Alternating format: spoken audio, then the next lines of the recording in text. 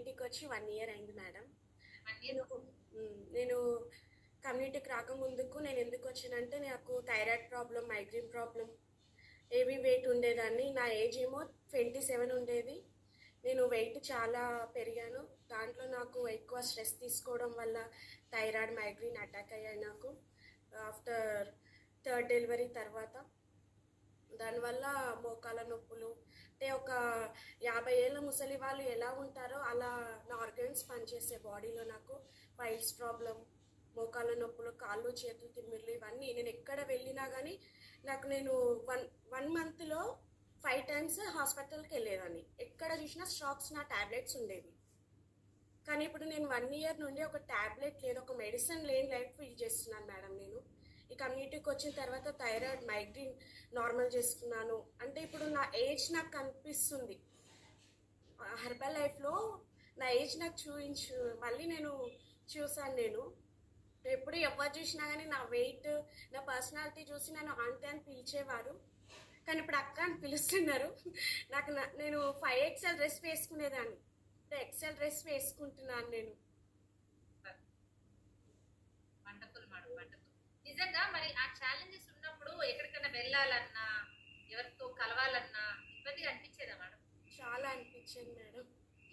అంటే అట్లా వెయిట్ ఉండడం వల్ల నాకు దమ్ము వచ్చేది. ఎవరితో మాట్లాడదామన్నా కానీ చాలా ఇబ్బంది అనిపించేది. నీకు ఆస్తమా ఉందా, దమ్ము వస్తుంది అని ఎక్కువసేపు మాట్లాడినా దమ్ము వచ్చేది నాకు అసలుకి. కానీ అట్లా చాలా ఫేస్ చేశాను నేను, ఒక్కటని కాదు. నాకు back pain, severe back pain. ఎలా అంటే నేను ఇక్కడ సైనిక్పురిలో ఫిజియోథెరపీ చేయించుకున్నాను. 20,000 అయింది 15 డేస్కి. అలా అయినా కానీ నాకు తగ్గలేదు. కానీ నాకు 1 మంత్లో బ్యాక్ పెయిన్ తగ్గింది ఈ కమ్యూనిటీ పరిచయం అయిన తర్వాత. Okay. So madam, madam, so మీకు ఇక్కడ అర్థమైంది ఏంటి మేడం? మరి ఫస్ట్ ఆఫ్ ఆల్ నేను ఇక్కడికి వచ్చిన తర్వాత నా మైండ్ సెట్ చేంజ్ చేసుకున్నాను మేడం. నేను కమ్యూనిటీకి పరిచయం అయి దగ్గరలో ఉండాలి ఎప్పటికీ అని మా కోచ్ ద్వారా నేను ఇక్కడికి పరిచయం అయ్యాను. నేను థ్యాంక్ యూ మై కోచ్. నేను ఒక క్వశ్చన్ అడిగా, సో మీకు అర్థమైంది ఏంటి ఇక్కడ అని అడిగాను. అర్థమైంది. 20,000 పెట్టి ఫిజియోథెరపీ చేయించినప్పుడు మీకు రిజల్ట్ రాలేదన్నారు కదా, మరి మన కమ్యూనిటీకి వచ్చిన 1 మంత్ లోనే మీకు బ్యాక్ పెయిన్ అనేది రెడ్యూస్ అయితే అన్నారు కదా. సో మరి ఇక్కడ మీరు అర్థం చేసుకుంది ఏంటి?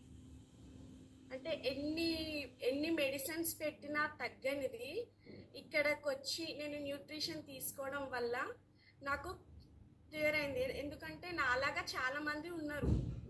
అంటే నాకు 9 ఇయర్స్ నుండి నేను ఇబ్బంది పడుతున్నా బ్యాక్ పెయిన్ నుండి. కానీ నేను ఒక 1 మంత్లో నాకు తగ్గింది. సో ఇక్కడ నేను అడగడానికి క్లారిటీ ఏంటంటే మేడం, సో మన వాళ్ళందరికీ హెల్ప్ అవుతుందని నేను చెప్తున్నాను. సో ఇన్ని డేస్ 9 ఇయర్స్ నుంచి మేడం అంత ఇబ్బంది పడుతున్నా కూడా రెడ్యూస్ కాని పెయిన్ ఎప్పుడైతే న్యూట్రిషన్, అంటే శరీరానికి కావాల్సిన విలువైన అమూల్యమైన విటమిన్స్, మినరల్స్ ఇవ్వడం వల్ల రెస్పాండ్ అనేది మొదలు. సో మనందరం అర్థం చేసుకోవాల్సింది ఇదే. సో హెర్బల్ లైఫ్ న్యూట్రిషన్ లో రావడం వల్ల, రోజు పొద్దున క్లాసెస్ వినడం వల్ల మనకి రిజల్ట్ రాదు.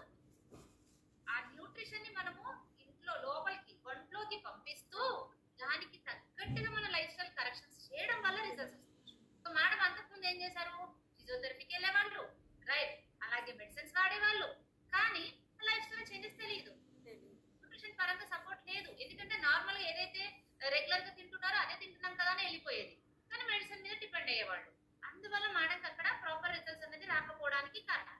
బట్ ఇక్కడ మనం అర్థం చేసుకోవాల్సింది ఏంటి అంటే చాలా క్లియర్ గా నేను చెప్పేది. ఎందుకంటే చాలా మంది అనుకుంటూ ఉంటారు రాగానే రిజల్ట్ వస్తుంది. రాదట్లా. అలా రిజల్ట్స్ వస్తే ఈ పార్టీకి అసలు న్యూట్రిషన్ సెంటర్లో మొత్తం నిండి అసలు గాలి కూడా ఉంటుంది కదా, అలా ఉండేది. కానీ ఇక్కడ మీ ఆహారపు అలవాట్లు మార్చుకోవడానికి మీరు రెడీగా ఉండాలి. ఎవరికైతే బెస్ట్ రిజల్ట్స్ రావాలో, అలా కావాలనుకున్న వాళ్ళకి 100% రిజల్ట్స్ వస్తాయి. అలాంటి బ్యూటిఫుల్ రిజల్ట్స్ ఇప్పుడు మనకి పూజ భవాని మేడంకి వచ్చాయి.